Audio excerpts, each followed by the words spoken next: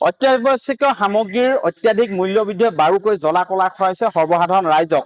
অন্যান্য প্ৰান্তৰ লগতে শিৱসাগৰতো বিভিন্ন সামগ্ৰীৰ দাম বৃদ্ধি পোৱা পৰিলক্ষিত হৈছে।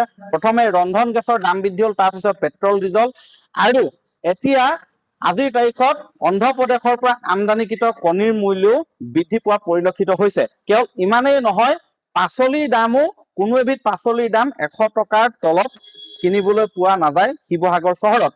মই বৰ্তমান অন্ধ্ৰপ্ৰদেশৰ পৰা আমদানিকৃত কণীৰ কথা ক'বলৈ ওলাইছো। শিৱসাগৰতো অন্ধ্ৰপ্ৰদেশৰ পৰা আমদানি কৰা কণীৰ মূল্য বৃদ্ধি পাইছে। প্ৰতিটো কাৰ্টুনত 15-20 টকাকৈ বৃদ্ধি পোৱা পৰিলক্ষিত হৈছে। আজিৰ তাৰিখত অন্ধ্ৰপ্ৰদেশৰ পৰা আমদানিকৃত কণীৰ মূল্য, এক কাৰ্টুন কণীৰ মূল্য হৈছেগৈ 1300 টকা, 1310 টকা পৰ্যন্ত, আৰু এদিন আগলৈকে ইয়াৰ দাম আছিলে 1280 টকা, 1290 টকা পৰ্যন্ত।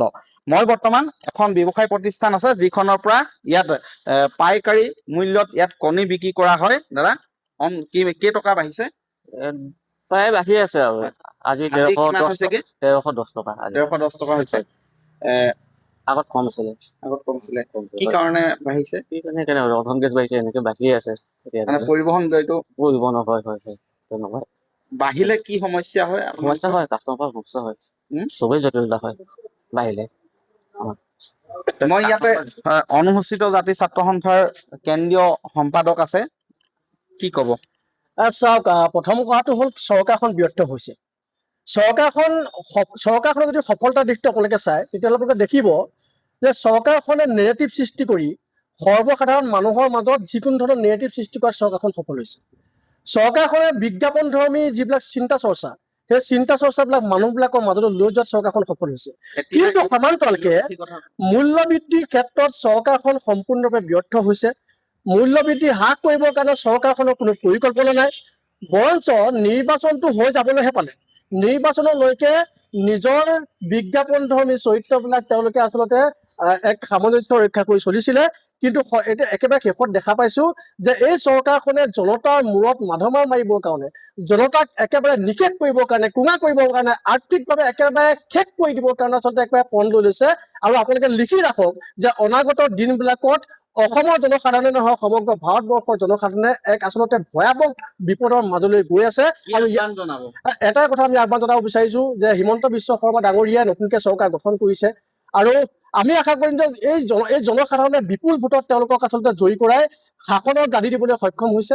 গতিকে তেওঁলোকে জনতাৰ কথা চিন্তা কৰক, জনতাৰ ভোটবিলাকক তেওঁলোকে আশীৰ্বাদ হিচাপে গ্ৰহণ কৰক, দায়িত্ব হিচাপে গ্ৰহণ কৰক, আৰু মূল্য বৃদ্ধি ৰোধ কৰি সৰ্বসাধাৰণ জনতাৰ চাহিদাৰ কথা, সৰ্বসাধাৰণ জনতাৰ আশা আকাংক্ষাৰ কথা তেওঁলোকে চিন্তা কৰক। এগৰাকী গ্ৰাহক আহিছে। দাদা, দেখা গৈছে যে বিভিন্ন পাচলিৰ দাম ইতিমধ্যে প্ৰায়বিলাক পাচলিৰ দামেই বৃদ্ধি পাইছে শিৱসাগৰ চহৰত। আজি আপুনি হয়তো কণী নিবলৈ আহিছে? হয়, কণী নিবলৈ আহিছে। কণীৰ দামো আজি বাঢ়িছে। এতিয়া কি কৰিব, এতিয়া আপোনাৰ মানে সদায় এইটো বাঢ়িয়ে থাকে, কমাটোতো বহুত কমহে কমে, কিন্তু বাঢ়োতে বহুত বাঢ়ে, কমোতে কিন্তু 2 টকা 3 টকাহে কমে। ভাল পাইছে নে বেয়া পাইছে?